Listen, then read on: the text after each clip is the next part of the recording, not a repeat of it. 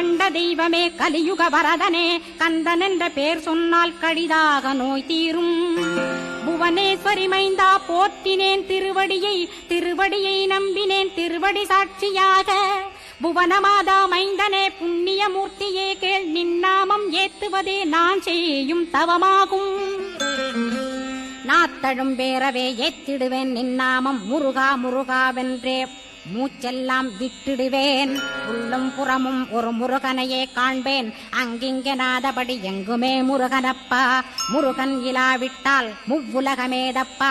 அப்பப்பா முருகனின் அருளே உலகமப்பா.